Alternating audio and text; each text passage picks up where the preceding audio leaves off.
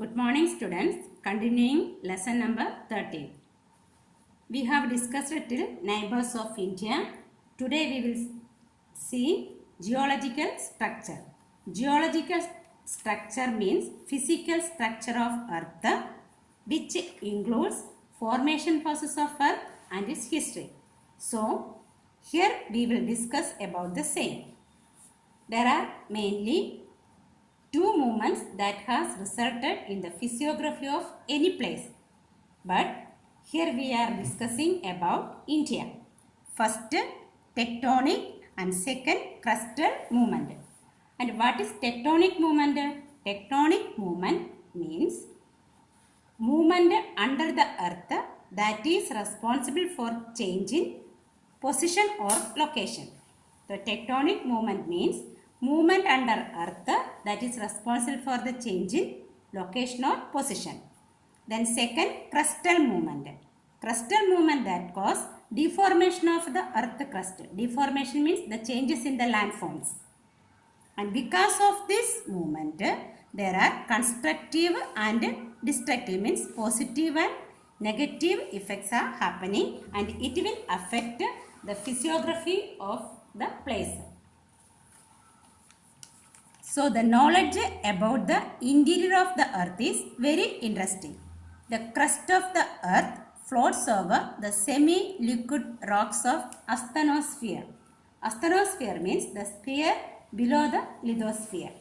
And in asthenosphere, heat is generated due to radioactive process, and in this heat tends to reach the surface of the earth by generating conventional currents. What is convention? Convention you already studied in lower classes. When we boil water, first the vessel is heating. Afterwards, the water boils and the water vapor would come over the lid. Once it cools down, it again comes back, causing a circular movement. So, this convention and conventional current, and this is convention. And conventional current means current in a fluid. So, and these upward currents break the upper layers into large pieces, which are known as lithospheric plates or tectonic plates. There are 7 major tectonic plates. These are Pacific plate, North American plate, South American plate, Eurasian plate, African plate, Indo-Australian plate, and 7 the Antarctic plate. At some places, these tectonic plates are drifting away from each other, which are known as divergent plate. At some places, these plates coming closer to each other, which are known as convergent plate. Due to divergence and convergent process, fold and fault take place. Fault means fissures. Due to the movement of these plates over millions of years, shapes of landforms as well as their locations have changed. The process of divergence is responsible for all the tectonic and volcanic activities on the earth. And in this divergent plate, you can see that these two plates are going away from each other. And here the convergent plate, they are coming together. And this transform boundary, here you can see the transform boundary, they are changing their boundary. So, wherever these drifting plates have collided with each other, two plates are collided with each other, it resulted into mountain building process. When it is coming together, the land, in middle land will come upside. So, mountains are forming. Wherever these plates drift away, fissures means crack, are created within landforms and oceans. The continents situated along these fissures are drifting apart continuously. Such plates are called a divergent plate. India was a part of a very vast and ancient landmass known as Gondwana land. This Gondwana and this Gondwana landmass consisted of the present South America, Africa, Australia and Antarctica. So our India was the part of a Gondwana land. Not only India, this all South America, Africa, Australia and Antarctica. Over a period, the Indo-Australian plate started drifting gradually towards north. Indo-Australian plate started to drifting gradually towards north. Drifting means moving away. It is so believed that this plate collided with a large Eurasian plate. When it is moved, that it collided with a large Eurasian plate. So, in this Indo-Australian plate separated from Gondwana land and it collided means टकराया किसके साथ large Eurasian plate before about 5 crore years.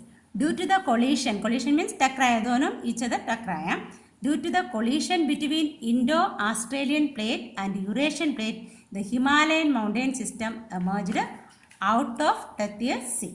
So Himalayan mountain system emerged how? Because of the collision of this Indo-Australian plate and Eurasian plate. A large valley was formed. After that, after Himalayan mountain formed, after that a large valley was formed to the south of Himalayan system, wherein alluvial sediments were deposited by the rivers flowing from the north and south of it. Thus, the Ganga plain, first Himalayan mountain, afterwards the North Indian plain, that is Ganga plain between Himalayas and southern peninsula was formed. Then a huge volcanic eruption took place in the, after that a huge volcanic eruption took place in the northwest of the peninsular plate. As a result of this volcanic eruption, which western portion of the plateau was disintegrated. Disintegrated means break and was submerged. This led to the formation of Arabian Sea. Due to this submergence, the Western Ghats became more distinct, more important. Thus, a large diversity is seen in the Indian subcontinent. Lofty mountain ranges are seen in the north. Many plateaus, summits and passes are seen within them. Ganga, Yamuna, Brahmaputra rivers flow in the northern plains. Their alluvial deposits are formed in the, because of the, when the rivers are flowing, they are depositing alluvials in their sides, banks, and because of these alluvials, their plains, fertile plains formed. Their alluvial deposits have formed this plain. Two edges in the form of Ghats, two sides, southern peninsula having two Ghats, western Ghats and eastern Ghats. Two sides plateau and coastal plains are situated on eastern and western margins. Thus, India holds a very diversified physiography. So, let us revise once again what we studied in this lesson. First, India holds a very important, unique position in the world. When we compare, it has the oldest culture when we compare with the others, and we have the largest democracy in the world. Our country has the largest democracy in the world, means maximum voters in our India has the maximum voters in the world. And we follow secularism. Secularism means we are giving importance to all religion. In our country, no religion is important. All the religions have equal importance. We not discarded any religion, race, people, and we accepted all the race and all religion people wholeheartedly without any partiality. This is the important feature of our country. That is why India is called a cultural confluence. Then geographical conditions. We have great Himalayan mountains in the north, plains, rivers. These help us to progress. Then location, size, area.